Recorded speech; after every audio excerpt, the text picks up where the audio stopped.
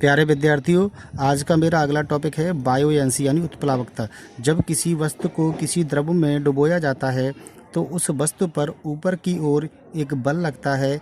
उस बल को ही उत्प्लावक बल कहते हैं तथा द्रव द्वारा वस्तु पर ऊपर की ओर बल लगाने की इस प्रवृत्ति को ही उत्प्लावकता कहते हैं।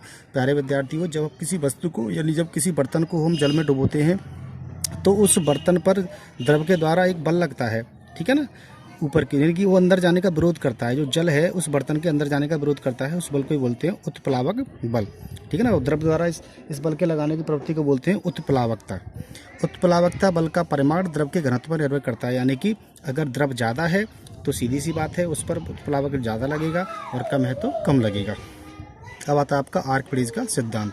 इसके नियमानुसार जब किसी वस्तु को किसी द्रव में पूर्णतः या आंशिक रूप से डुबोया जाता है तो उस वस्तु के भार में एक कमी का आभास होता है। भार में यह कमी वस्तु द्वारा हटाए गए द्रव के भार के बराबर होती है। इसे ही आर्किमिडीज का सिद्धांत कहते हैं। तो देखिए विद्यार्थियों, जब किसी बर्तन को हम पानी में डुबोते हैं तो आपने देखा होगा उस बर्तन के, उस पात्र के भार में कमी हो जाती है। क्या हो जाती है? कमी, यानी हल्का हो जाता है। भारी है तो वो पानी पर जैसे ऊपर पहुंचता है या अंदर जाता है तो कम भारी हल्का हो जाता है। इसका कारण ये हुआ कि उस बर्तन ने जितना द्रव हटाया उसका जो वजन है और उस बर्तन के भार में जो कमी आई है उसका वजन है वो बराबर होगा। कैसा होगा? बराबर। इसी को बोलते हैं आर्किमिडीज का सिद्धांत, ठीक है ना। यह सिद्धांत उत्प्लावन बल पर निर्भर करता है, उत्प्लावक बल पर निर्भर करता है। जैसे हवा में लटके पत्थर के टुकड़े के भार के कारण कमानीदार तुला का परीक्षण करो। आपने देखा होगा अगर किसी पत्थर के टुकड़े को हम कमानीदार तुला यानी कि किसी कमानी में किसी एक तरह का वेट मापक यंत्र में उसको हम लटका लें तो हवा में, नॉर्मल वायु में, तो वहाँ थोड़ा वो ज़्यादा मूवमेंट करेगा, यानी कि उसका वजन ज़्यादा आएगा।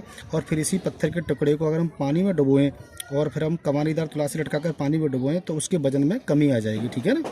तो यही आर्किमिडीज का सिद्धांत है, ठीक है। यही व्याख्या करता है। अब आता है आर्किमिडीज सिद्धांत के अनुप्रयोग। यह जलयानों तथा पनडुब्बियों के डिजाइन बनाने में काम आता है। जो जलयान होते हैं, जितने भी आपके जो है जलयान होते हैं, शिप, ठीक है ना, और बोट वगैरह होते हैं, उनमें इसका उपयोग किया जाता है आर्किमिडीज सिद्धांत का, ठीक है। दुग्ध मापी में इसका उपयोग किया जाता है, दुग्ध मापने में भी किया जाता है। और द्रवों का घनत्व मापने के लिए भी हाइड्रोमीटर आर्किमिडीज सिद्धांत पर ही आधारित होता है। द्रवों का घनत्व, ठीक है ना, मापने के लिए भी इसी का उपयोग किया जाता है। धन्यवाद।